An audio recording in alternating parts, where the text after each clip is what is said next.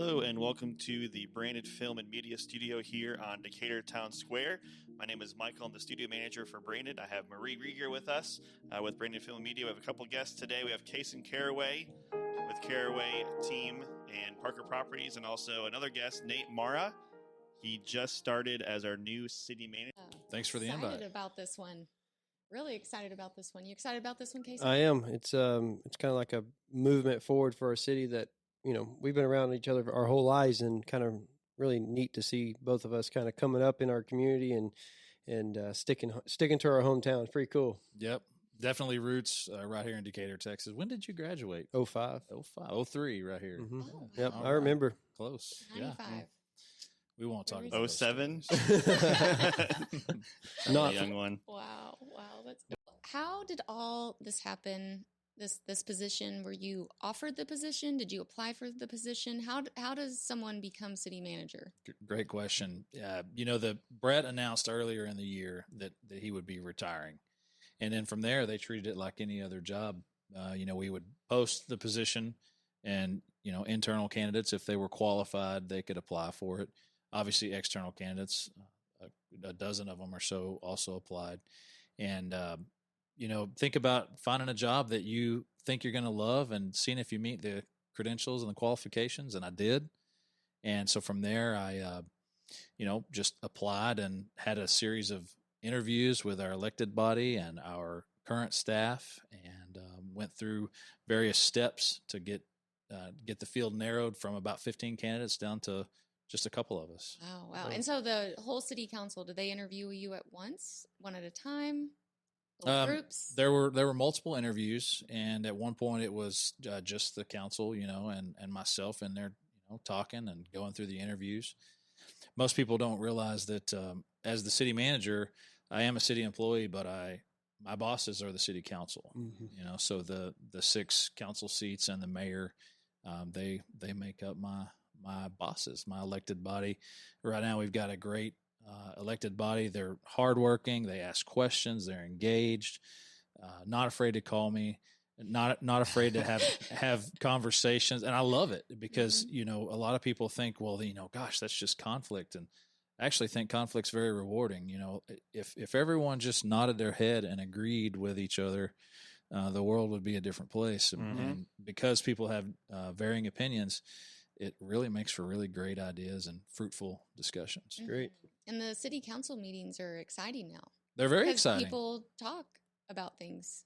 Years They ago, when I started going, nobody asked questions. No one argued. No one said anything. Everyone knew how they were going to vote, and they all just voted the same. We look at the agendas now. There's a lot of agenda items now. Well, because there's so much going on. It's creating the buzz, and there's Mhm. more. I go online on Facebook, man, it's like 8:30, and they're still going. We're still They're going. Well, and that's a kind of a product of a growing community. Mhm. There's just a lot more going on now than there were even just a few years ago.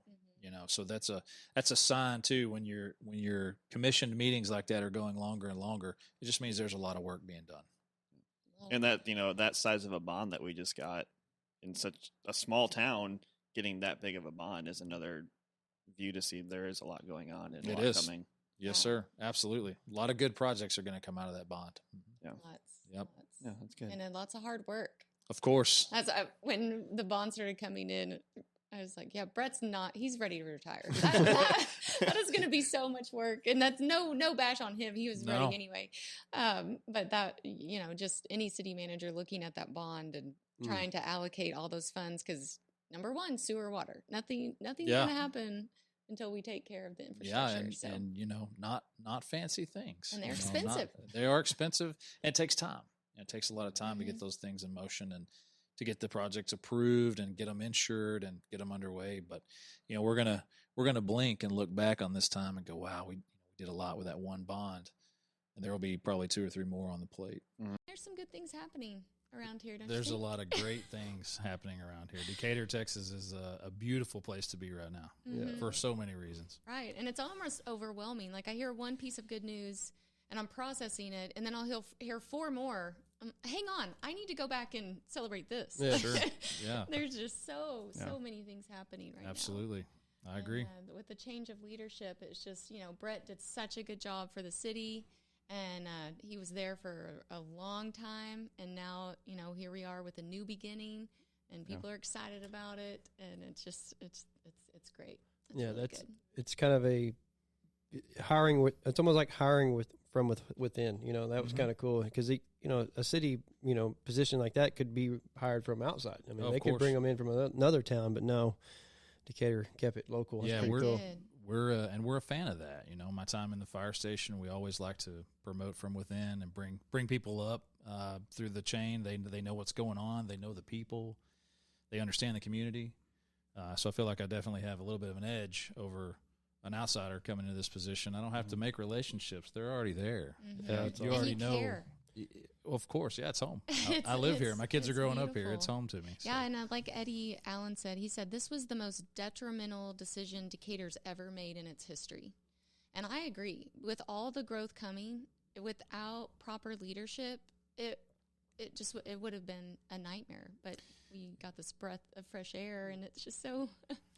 Well, I mean, you're wearing a suit and tie today. Is that something kind of coming off new for you? Standard issue right here. Right. Yeah, standard issue. It's only 101. I probably could have left the jacket off, but I had to represent with the lapel, Well, it's looking good. And now tell me a little bit more about the history of, the police and the fire. Like, did you have any police service? Did you serve as a police officer ever? No, I was never a police officer. I was a paramedic, and I worked with the county ambulance service for a long time, and then obviously a fireman, and came up through every rank that we have in the fire department except for fire marshal. Except for fire marshal. It seems like you have experience on all avenues with, the city, safety services, I guess. So is that some police and fire department, they work together pretty close. Is that correct? Basically around the clock, yes. Wow. We're constantly in partnerships, not only in our 911 service, but our pre-planning and our emergency management pieces. It's a constant relationship. Did you ever think you'd be moving into a city official position like this? It was always on the radar, yeah. Wow. Absolutely. I'm kind of one of those persons where, I don't want to idle too long in a certain spot. So if I find myself getting bored with something, I need to continue to try to engage that level and try to continually up my game. So my wife says you don't idle well. So she's probably right. You're going to be skyrocketing, and then you're going to get so tired, and you're going to be like, okay, I'm done. I'm retired. Yes, that's a lot of my older friends in the community have warned me against skyrocketing or burning out. Burning out. So yeah. Oh my! And this is such a big role. So as you were going in to accept this, what were some of your main goals, or where were you adamant? You're like, I'm going to start here, or what was your game plan? Yeah, goal one is service. Growing up as a fireman, my heart's built around service, and so this is a way for me to serve at a higher level and a slower pace, if you will. Everything we do in the fire department's 911 base, so constantly reacting to things. This gives me the opportunity to serve in more of a proactive fashion. And talking about my priorities, that first and foremost, I want to make sure that I understand the needs and desires of the community, and our staff. Just because I've been here my whole life and I've worked for the city for 17 years doesn't necessarily equate to me knowing exactly what's going on at all the levels across the city. So I want to dive in and really learn my staff and then learn the needs of the community. So those are kind of my two number one priorities aside from service. Wow. And I want to make sure that everyone's listening, they know that you have set meetings or you're going to set meetings with every city employee. Yes, ma'am. I have committed to interviewing every single staff member that we have, 139 full-time equivalent positions, plus all of our volunteers, and about 36 external stakeholders. Wow. And those stakeholders would be people that sit on boards and commissions, or folks that maybe retired from the city or used to live here, or folks from maybe the school district or the hospital. Places that are key in the community. I want to hear from them. Michael and I, we're on the Parks Board, and we walked in, and there's our city manager. Right, it was there. so exciting, and it's so great for you to be there because it's city funding. This is parks. It's about the growth, and it was just so great seeing you Yeah. there. So what have you learned as far as like your first interviews or the boards that you've been able to visit? I think the biggest thing I've learned is what makes the folks that serve those positions, what makes them tick. You know, is what do they have kids? Are their kids driving their participation? Mm-hmm. Do they have a place in their heart for some specific group that they belong to or serve for? Or are they just, you know, smart and willing to help, and that's their driver? For me, if I understand what drives people, I can help them. I can help support them. Sounds like you're going to have to listen a whole lot more than you're going to be talking in those interviews, huh? Yes, of course. Well, that's I'd like to see that notepad you end up. Well, I having think at the end of the that. park We had farm to- meeting, we had he to had a whole digitize page it. and a half Oh man, Yeah. of notes you had just taken down. And one thing he said is that you can't help if you don't know where Sure. the help is needed, where it's Absolutely. at. And Well- you did that going into the fire chief position, I think. You did I the same did. thing where you interviewed every single person. Just get to know them more. So again, Absolutely. you knew them, but you didn't know them as at that level. Well, sure, and it's not about negative things either. You know, a lot of people think, "Man, you must be, you know, hearing a lot of problems." No, quite the opposite. I'm hearing a lot of really good things, or ideas or something. ideas. You know, someone has a cool idea. If I can write that down and couch it for later, you know, and then say, "Hey, you know, Kason had this really good idea back in 22.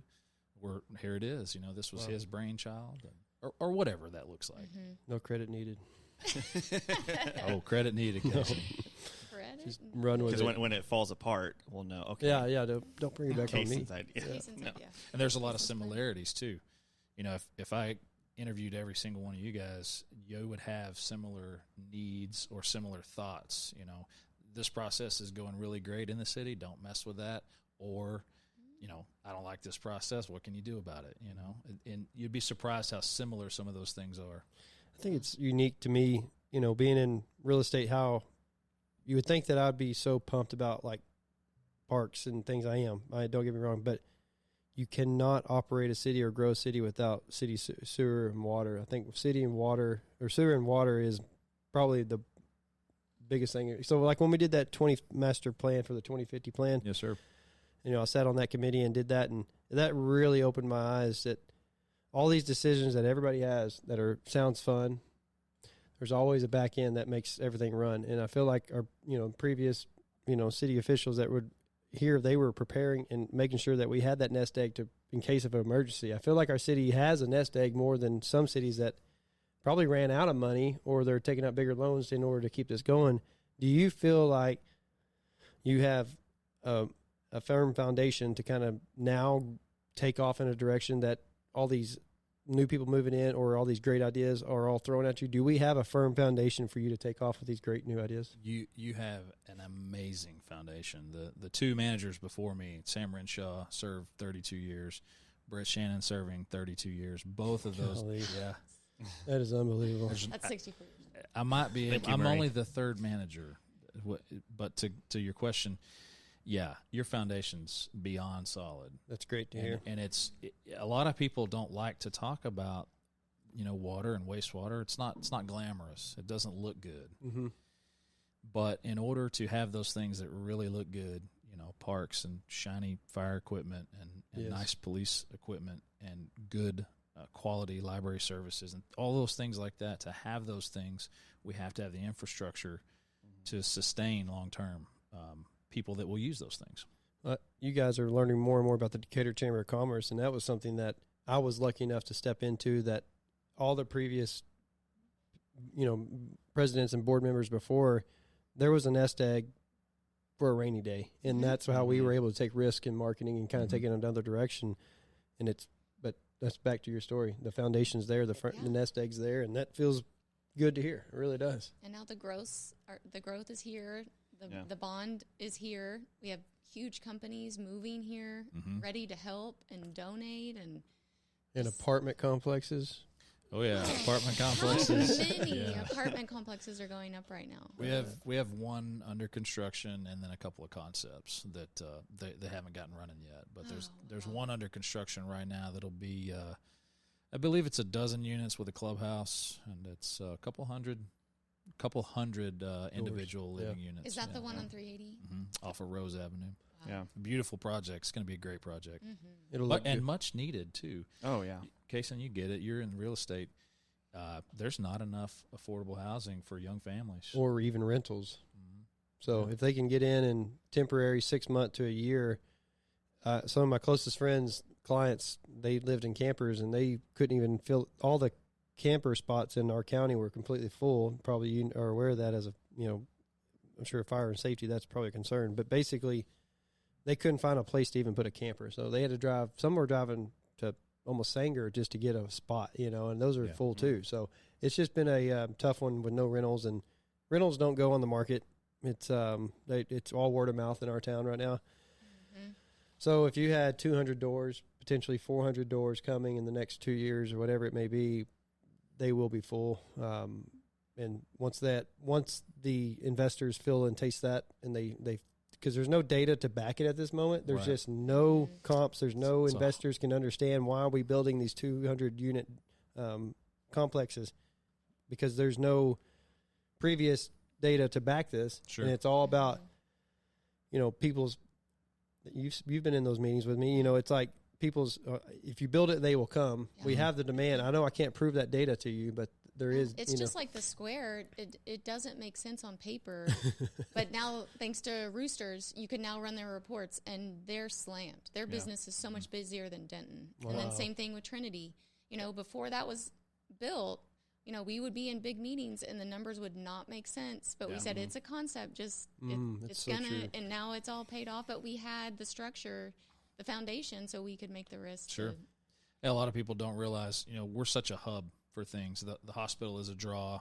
The workforce about the city is a big draw for people daily. Mm-hmm. And so we're kind of a hub.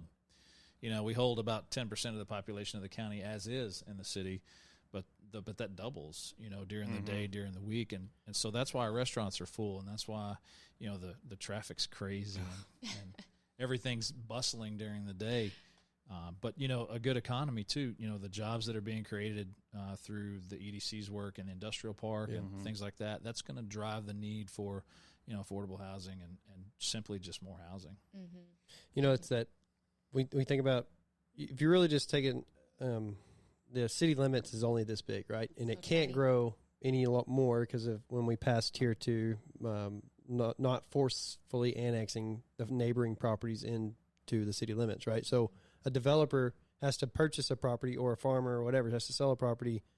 That investor or client or whoever it may be has to then annex that land into the city limits voluntarily, and then also pay for the utilities, sewer, septic, all that ran to that property.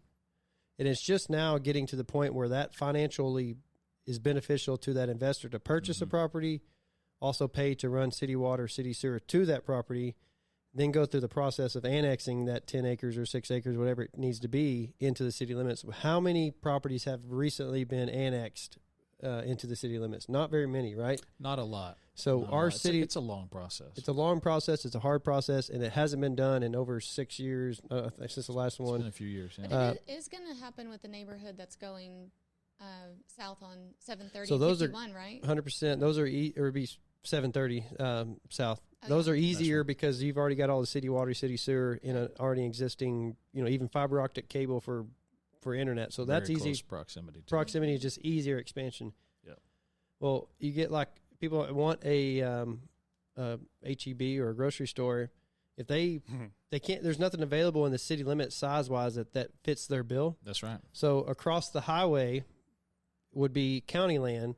Mm-hmm. That that I guess investor in that whatever that grocery store, whatever that may be, has to first purchase, annex, and get water and sewer over there. So it's not until they feel like the data and the demand is enough rooftops. That's right.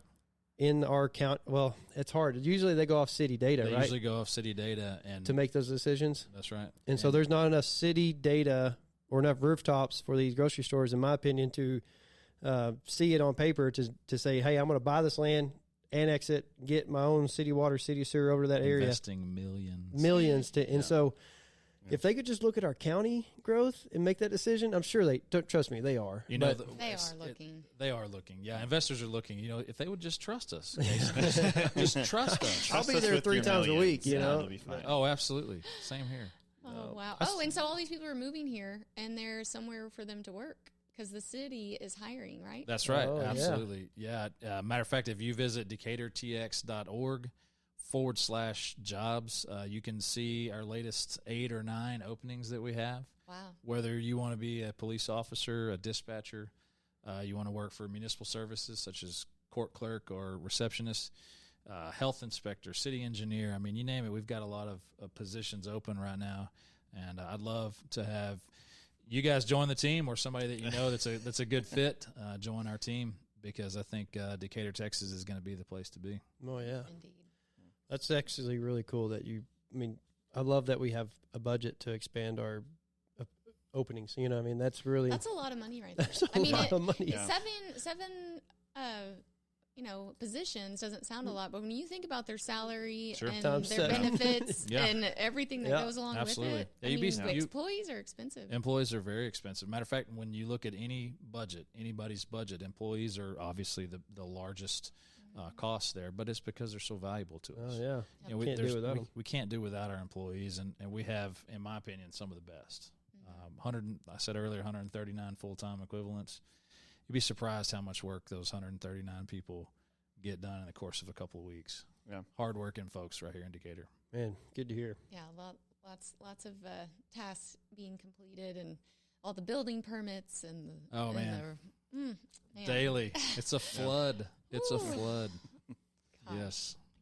Can't imagine. Okay, this has nothing to do with your job. You have twin girls. Your I wife do. Amber, Yeah. and you have twin girls, and they have beautiful red hair. Very bright red hair. Yes, Did ma'am. you used to have red hair? I used to have hair. Start there. We'll start there. Yes, I did. When I was a kid, I had like the strawberry blonde color hair, strawberry hair. And my father-in-law has some red hair, and so I guess somewhere along the way, Man, that's a powerful combination. I'm telling you, lots of sunscreen out of our house too. Yes, I see those videos of families on 4th of July and little gingers. They're Yeah. That's us. sunscreen We need to get a everywhere. picture of him in the strawberry blonde hair to post Yes. Well, you know, this episode. I could probably give you Kason probably has it too, my yearbook photo. 03. Yeah, man. Oh, much- we're getting I that. had hair. That I is had long definitely hair. Oh, Oh. man. Yeah. You did? I We did. all had our past. Yeah. Was it as long as Kayson's? It was longer. Oh man. Wow. Not my Your previous hair, was your lifetime. hair longer than mine? I'm sure it was that long. But at the auction, he had on a wig, and our hair looked exactly the same. Same and color, he was same like, length? Yeah, he was like, "This is what my hair used to look like." He kept doing this. We'll see. We'll see how Mara baby number 3 comes out. We Oh, have yeah. her- my wife is pregnant. She's 30. Oh gosh, Wow. babe, I'm sorry. 32 weeks, I believe. Congratulations. Thank you. Yeah. So we're You've got a lot going on. we're a busy family. Yes, sir. Man, you don't like sitting idle. I hear that. I don't like idling too much. And it's a boy, right? It's a boy. Right. Yeah. Yeah. Benjamin Alexander. Great Like it. name. Great name. And I can come see the baby Of course, yeah. because he lives 2 doors down. Yeah. It's very, very. It's nice to convenient. know your neighbors. You do have a very large city lot that needs a lot of mowing. Oh yes, it is. And oh, he does it himself. I do. Yep. I I cheat, do. but most of the people on our block, we pay people. Nope, not Nate. He's Yeah, not no, there. no judgment though. It's looking a little woolly right now. I've had a busy few weeks, as you can Oh, imagine. imagine. Well, you push mow on that thing? No. Well, I'm not cutting the church very often, so it should just Yeah. it should match. Michael and I used to be mowing neighbors. He Yep. would be mowing, and I would be mowing. Because normally we'd do I'd mow on Friday, so he'd have to come out Saturday and mow, or vice versa, Mm. because you can't let it look. Yeah, if your neighbors make you Terrible. look bad. Yeah. I'll never forget when you had that. You probably still do the lawn tractor sprinkler. Mhm. You wear that thing out. I don't do. you? I do. I Yeah. love it. I Yeah, love it. I try to be very responsible about my water usage, but to keep the grass burrs down, you got to have healthy grass. Yeah, you That's got to correct. outgrow that bad stuff. Yes, They're terrible. My dogs, I'm sure they pick it up and go throw it in your yard. stuff happens. Sorry. Stuff happens. It's okay. It's okay. No judgment. It's all right. It's all right. Well- So where do you see the city in 5 years? What do you think it's going to look like around here in Oh, 5 years? I think our population is going to be climbing faster than we've ever seen it before. Mm-hmm. Based on the data that we have access to, I think we're going to have more opportunities for jobs and retail and higher quality of life items, like parks and things like that. But it all has to happen in lockstep with one another. Mm-hmm.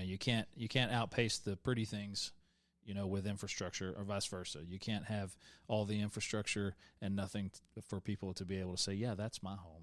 That's my town. Mm-hmm. So it all has to fit together. I think we're going to be at a very high pace for quite some time. What do you think the roads are going to look like? Any guesses? Packed. You mean know, potholes or roads? Well, we've heard. I'm talking just expanding the highways with exits and Yeah. So TxDOT questions. I guess. Some of it's TxDOT. They control that. I think a lot of things are very natural. If we look at other cities that are going through these growth phases, they put down the rooftops, then they come in and they put down the business fronts, and then naturally everything has to catch up. So I look at 35. 35 has been under construction. I feel like my entire adult Forever. life. And so, but what they've been forced to do is catch up to the growth that's been going on that flank, each side of 35 all the way down through Central Texas. So I think we'll see some similar items here in Decatur. It's just going to be much slower. Yeah. Well, I just stare at 51 in front of Walmart and Exxon. What is going to happen here? I mean, because with the businesses and 51's not going away. No. So it's actually probably going to get more crowded. It is. Some of the things I think you'll see is at some point there will be other thoroughfares that connect, large traveled areas of town. And ideally, we'll have some sort of connector roads that are further out down 51 or further out down 730 or. So you think those landowners are going to give that up? Well, that's always the gamble, Well, and I wouldn't ask them. I wouldn't ask them to, Well, but I think I just think it's tough for some, Well, of course, for somebody to give that up. But honestly, it's always been a hard conversation with these landowners. Hey, if you allow this loop or this road go through here, your land goes from being priced per acre to price per square foot. Sure. I mean, because it turns into commercial. When Decatur could have a loop, and it would alleviate a lot of our stress on our inner, Sure. At 8 a.m., 3 p.m., whatever that is. But then we could also sling a bunch of commercial out there. Sure. And that would get a lot of people off the center of the streets as well. I think, and a lot of this has to do with what the elected body wants and what the community wants, speaking to their elected officials. But from my viewpoint, I want to have good relationships with those landowners so that right now, while none of those conversations are on the table, they know they can call me and voice their concerns, and I can call them and voice my concerns. And then when the time does come, it's either them or their family members that I'm having that relationship with, I'm having that conversation with. So it's not a shock that this plan was, built years and years and years ago. And some of that stuff may never come to fruition, or it may not come to fruition in my time. But I hope that I can lay some of the groundwork for some of these big things that inevitably will happen, whether we do it or someone else does. They Yeah. are. Oh, yeah, absolutely. And then towns just function better with a loop. I mean, Sure. And I don't want anyone to lose their land. I understand the quandary. Financially, they'll be okay. Yeah. Like they're going to be compensated because that is a huge undertaking to, Yeah. it's not, they're not going to get, I don't know how that works. I don't know if that's, you think about a loop that goes around Weatherford, all that land cut through every one of those properties. That wasn't just one property. That was a lot of properties. Bridges. I mean, there's rivers. How did they come through and decide who to pay and how to pay? And then how to navigate that route, because there were some houses, there were some ranches, there were some, and there's land obstacles sommes that you have to take into account. Well, that's going to take $4 million to do a bridge over that, or we could just pay really? or more, or more. Yeah, quite a bit more. Yeah. Just imagine if you did cross like Deep Creek, or something major like that. Well, in my mind, there's a lot of partnerships that have to be in place before we even begin going down those roads. The city and the county get along great. I want to build on that and make it even better. But then from there, you've got to think about TxDOT. You've got to think about other state partners that are going to be at play, and obviously the landowners. To me, that has to all be a very cohesive relationship. It's not this year. No. It's years and before that happens. But it starts today. Just brainstorming and agreeing and disagreeing and having these conversations. in my mind, there's opportunities that we don't even know are out there. Mm-hmm. I've drawn on a map a few different times from 380 connecting to Prescott, connecting to 51 to 730 to 287. I've drawn it lots of times, and I'm just like thinking, there's some land out. It doesn't hit anybody's neighborhood. It doesn't. It's Right. out there, and so I don't know. I think it'll happen. I've heard from many people, Dr. Bain from UNT. Mm-hmm. When I first got my real estate license, he was like, Decatur's going to be the size of McKinney in 10 years, and that was 5 years ago. And I was like, well, he goes, We're gonna have to get busy. I started working downtown 5 years ago, and I think about what business was like, and same thing with your real estate. It was so much different 5 years ago. Just looking around, just downtown, it's just so much different. So it's really hard for my brain to even go there. What is it going to be like in 5 more years? it's true. I Yeah, guess that's kind of what I was trying to get at is I believe there's so many opportunities that we don't even realize yet are going to be before us.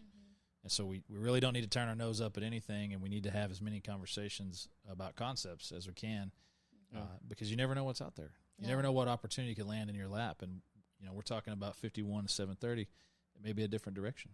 It may have to be a different direction Right. Yeah, to absolutely. get us started. So there's a lot of opportunity. You got anything, Michael? What characteristics or what goals coming from the fire service? Because I know you've been involved in the city through the fire service, but what are things coming in from fire chief to city manager outside of just service that you're going to be able to bring into this new role? Well, in the fire, that's a great question. In the fire service, we're naturally chain of command people.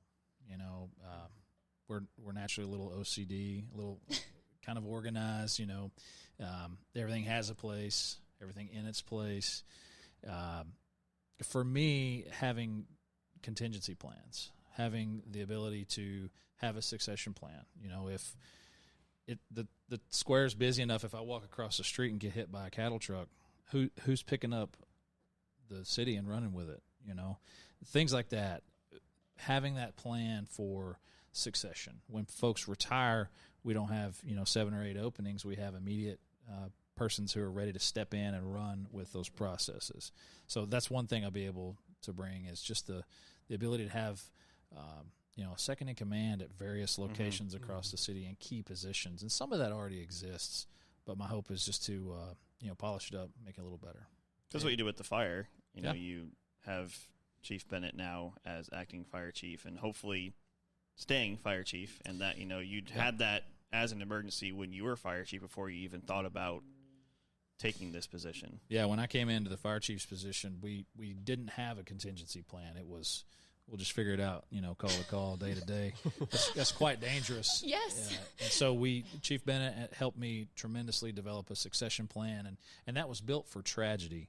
If one of us was killed in the line of duty, then the next person in line could pick up and run. They would just need my, basically phone and keys and that sort of thing, and they could do the job.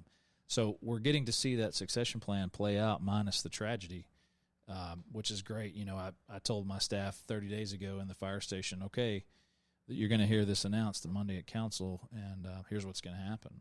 Here, we'll lean heavy on the succession plan, and we'll name Chief Bennett July 1 as our fire chief, and you'll go on from there. And they didn't miss a beat. They picked That up is so cool. that same day. I turned in my city Tahoe, my fire uniforms, my gear, everything, my keys, all that stuff to the fire department, and they have been nonstop, just running with the baton, if you will, ever since then. They're already doing things that, or ideas that we had talked about, and they're already making them happen. Wow. That's So I'm awesome. very proud of that team. And you have to document and have the technology or the platforms in place or the processes in place so that you can, pass that torch. But who are you going to come up with new systems, new technology, new devices to make this all run the way you see it? Citywide? Citywide. Oh, absolutely. I mean, it's like, I'm just thinking, how do you communicate this whole platform across the entire city? 139. That's tough. Communication is key, and you're right. And I'll give you a kind of a little glimpse into our world. I can take zero credit for this. Our financial team was already headfirst into this process when I was coming on board. their software that we use to manage our finances is, it's just outdated. Software, you blink and software changes. Mm-hmm. So they've tracked down a new system for us to use, and through that system, it will help support our HR process. It'll help support our onboarding processes. Perfect. There will be some higher level technology pieces. For example, a supervisor can do time from a tablet in the field if they need to. So it's really going to streamline things and help be able to pass along information in a more efficient manner. So I think that's a big step moving forward. And then everybody learns in a different way. You may like a face-to-face meeting. Michael may appreciate a Zoom call. Marie may want, a direct phone or a text message. Yeah. And so knowing that about our staff, be able to get them information in a way that they can digest easily. So good. Wow. Yeah. Wow. Somebody asked me the other day, what do you think about Nate being city manager? And I said, we're all so excited. And I said, he's so good for this position because he's kind and he's organized. Kind and organized. I'll take it. And can communicate. It's just, it's great. And you said you weren't always organized. No, no, I was not. And my wife, Amber, if you're listening to this, you can just nod your head when you hear this. Growing up in the fire service, I was never the organized person until I went to paramedic school. And when you go to paramedic school, you quite literally learn to take someone's life into your own hands. And it's not as glamorous as it sounds, but it does require you to be very organized. If treatment happens in a certain way, medications are given in a certain way, and that's just how you start organizing your entire life. And so that's just kind of spilled over into everything that I do with my daily life, and being organized now is second nature to me. Mm-hmm. So cool. Yeah. Good. My mom was So you mentioned you turned in your fire stuff. Are you going to keep your certs up to date?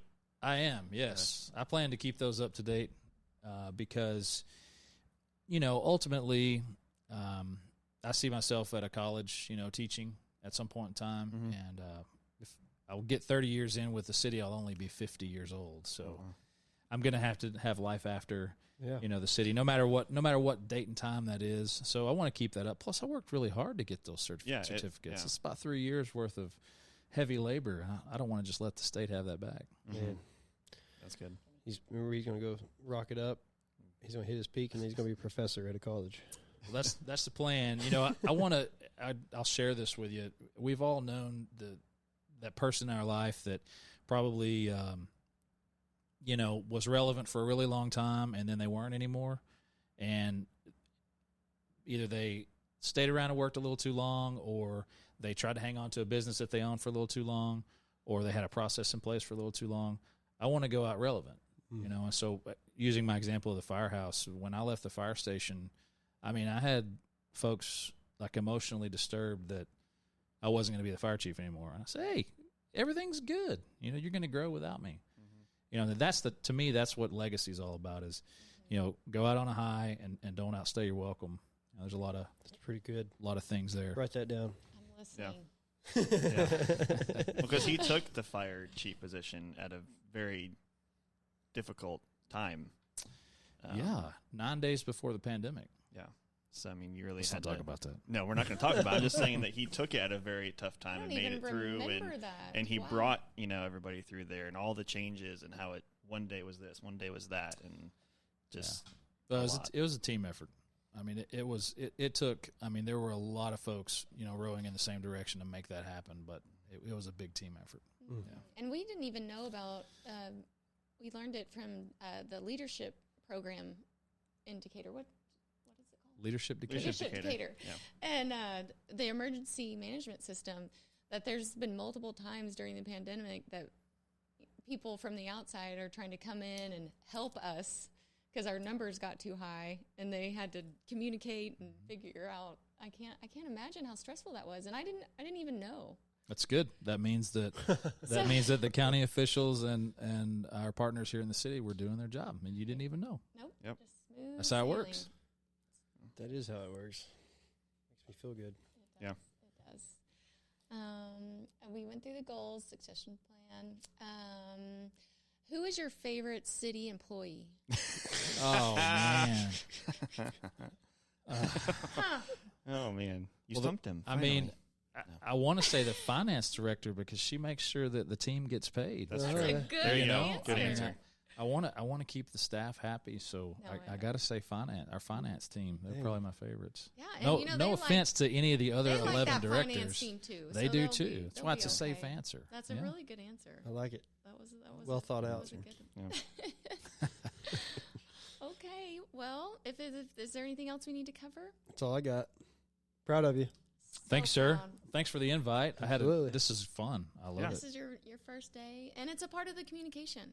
Yeah, use It's this as a just- platform. It's wonderful that you're willing to get on here and communicate because people they sit down and they listen. Yep. A lot of people assume they don't want to hear from you, but our quite- community does. Quite the opposite. I want to hear from you. Matter of fact, we joked that at City Hall, a coworker up there told me, you can't talk to every single person that comes through the door. I said, why not?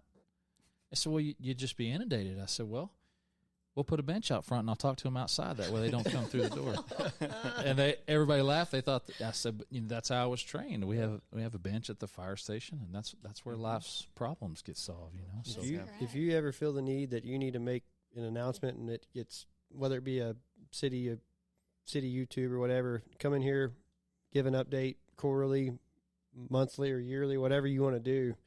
Use the studio and make it a platform to get it to the city. that would be amazing. I'm thinking here through like budget. Once we have the budget voted on and finalized, maybe be able to announce some of the new things that are coming. I think that would be neat. People would listen, and as long as you're consistent and as a consumer, we know it's coming and it's at a certain time. I mean, people are gonna. You can't complain if you're educated or if you're being communicated to.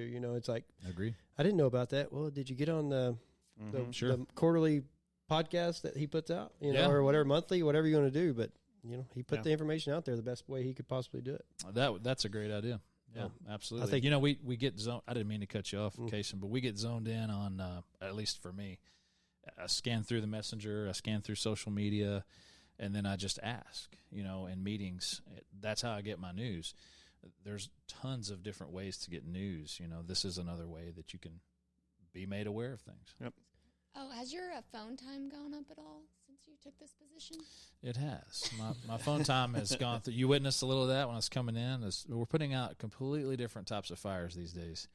It's So much different. it's very different. In the fire world, everything's based on 911. Everything's urgent. It's got to happen now. City administration, we move a little slower, but it lets us be a little more proactive too. So instead of reactive. Yeah, you need to get a headset so you don't get it. So I've got little crook. I've got earbuds in my pocket. Yeah, absolutely. Good deal. Those get me Deal. through the day. They do. Yep. How many times you charge them? I have 2 sets of them. Okay, there you Yeah. go. That's a lot of talking. Yeah, but Wow. only because I lost one and then I found it later, and then so now I have 2. Understood. No, but I go through them. I use Yeah, them. you Yeah. do. Yeah. I like having Both that. on the phone. Yeah. If I call either one of you and you answer, I'm like, whoa. Yeah. Oh, wow. Thank you so much. I'm going to be quick. Here we go. Yeah. Well, thank you so much for coming on Well, thank you. with us I and appreciate the talking and invite. giving us the update. We'll see you around All right. everywhere. Thanks a lot. Thank you. Thank you. Yeah. Take care.